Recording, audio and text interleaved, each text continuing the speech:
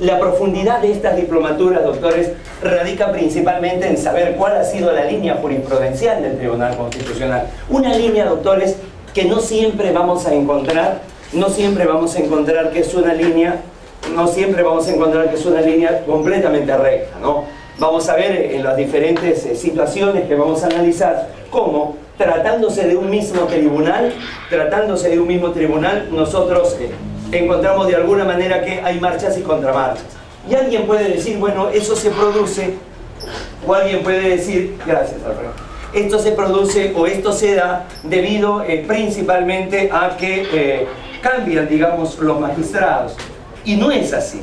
Bueno, no es así. A veces, como en el caso de la píldora del día siguiente, por ejemplo, doctores, hay un pronunciamiento sobre, primero, un proceso de cumplimiento, y luego gira el mismo tribunal, la misma conformación, cuando se presenta un amparo sobre la distribución. Es decir, son temas tan complejos, con tantas aristas, que, doctores, de acá en adelante, lo que vamos a analizar es la línea jurisprudencial que ha seguido el tribunal a lo largo de buenas tardes, bienvenido, a lo largo de las diferentes parcelas, las diferentes direcciones que ha seguido.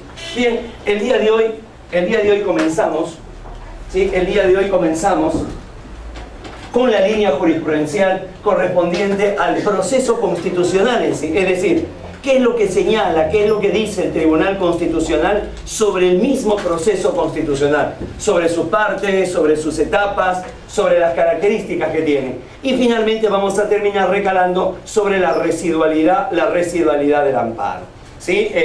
Más bien sobre la parte final, como siempre, vamos a desarrollar el taller, un taller que se puede manejar de manera grupal, sobre dos instituciones que suelen confundirse mucho al momento de tratarlas, que viene a ser el iura novit curia y la suplencia de la queja deficiente. Ese trabajo sí lo realizamos íntegramente acá lo concluimos, doctores, y con eso estaríamos cerrando esta segunda sesión. Vamos a comenzar entonces, vamos analizando el tema. Señores, lo primero que debemos tener en cuenta es que, atención, esta diplomatura, lo que estamos tratando de especializarnos, que en buena cuenta no es otra cosa sino la jurisprudencia del Tribunal Constitucional, no solamente se da por la naturaleza del Tribunal Constitucional, sino se da sobre todo por la naturaleza de los procesos constitucionales.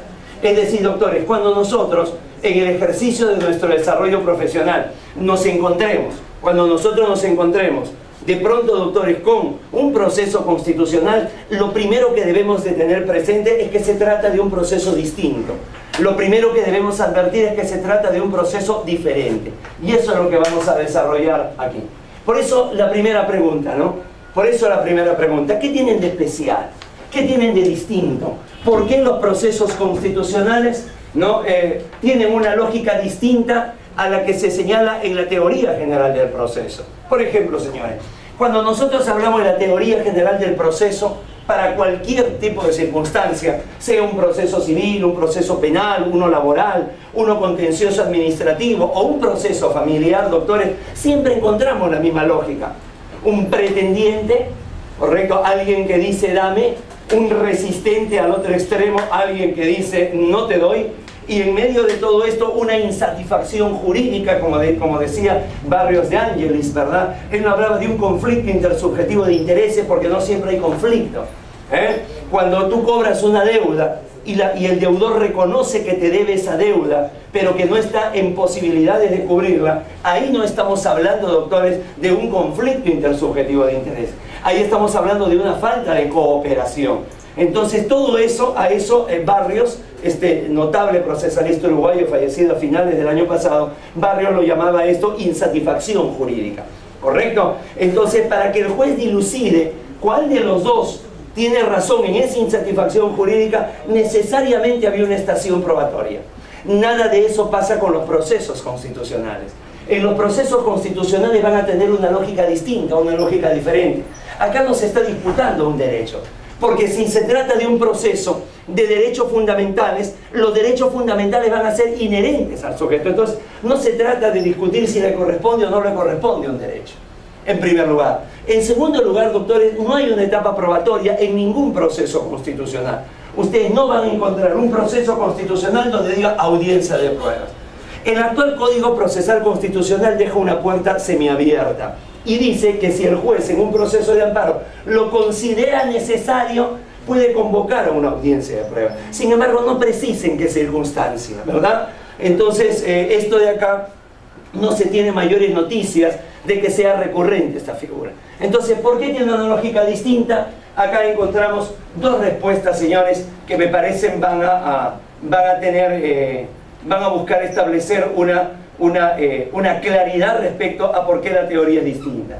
Cuando nosotros hablamos de la teoría general del proceso civil, del laboral, señores, o del proceso penal, estamos hablando de procesos que corresponden a la tutela ordinaria, que pertenecen, ¿no?, a la tutela jurisdiccional ordinaria.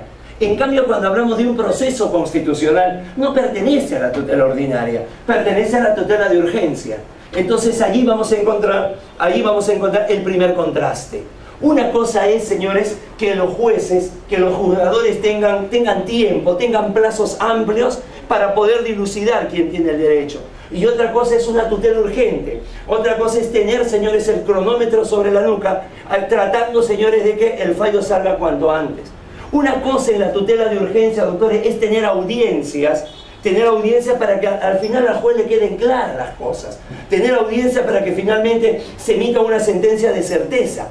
Y otras cosas son los procesos de urgencia, donde, señores, no hay esas audiencias. En los procesos de urgencia no hay tiempo para detenerse en alguna audiencia.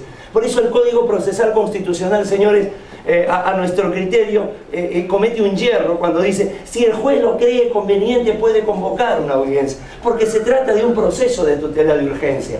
Tanta tutela de urgencia es, doctores, que la sentencia no es una sentencia de certeza, es una sentencia solamente de probabilidad nada más.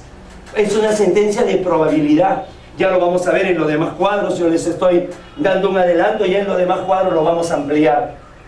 Pero atención, señores, ¿no? Atención, cuando yo presento mi habeas corpus, lo que busco es que se repongan las cosas al estado anterior, nada más. Yo no busco, señores, que al oficial de la policía que me detuvo se le inicie un proceso penal por abuso de autoridad. Eso podrá ser después, pero como se trata de una tutela urgente, yo lo que quiero es recuperar mi libertad. ¿De acuerdo? Cuando yo presento un amparo, señores, porque me han cerrado mi discoteca y considero que ese es un acto arbitrario, un acto abusivo, yo tengo todo en orden, señores, yo lo que presento es un amparo, ¿para qué? Para reponer las cosas al estado anterior, para recuperar mi libertad de trabajo y mi libertad de empresa. Entonces, señores, si nos vamos a detener en audiencias, en etapas probatorias, pierde ese carácter urgente. Entonces la lógica siempre va a ser distinta. Y es más, ahí estamos hablando de habeas corpus, de amparo, de habeas data. Pero, por ejemplo, doctores, cuando hablamos de un proceso de inconstitucionalidad, la cosa también es totalmente distinta cuando hablamos de un proceso de inconstitucionalidad. Señores, ¿por qué? Porque ahí la pretensión es diferente. Cuando alguien presenta una demanda de inconstitucionalidad, por ejemplo, la defensora del pueblo, cuando presenta, no es que busque un derecho, no es que busque que se le otorgue algo. Lo que se busca en un proceso de inconstitucionalidad, permíteme, es que, señores, hay una norma que ya está circulando en el ordenamiento jurídico y se pide que se declare, ¿qué cosa? Su invalidez, su inconstitucionalidad.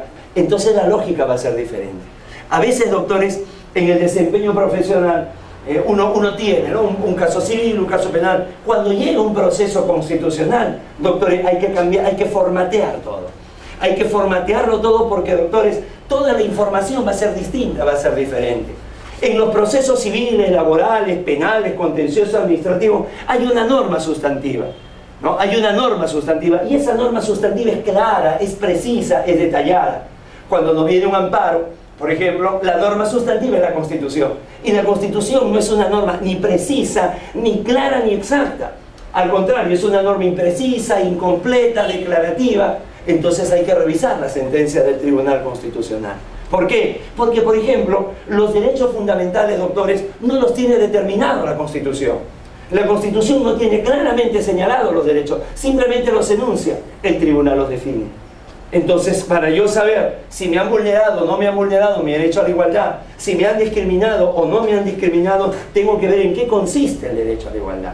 De tal manera que mi norma ya no va a ser la Constitución, porque es imprecisa, es incompleta. Mi norma va a ser la jurisprudencia del Tribunal Constitucional.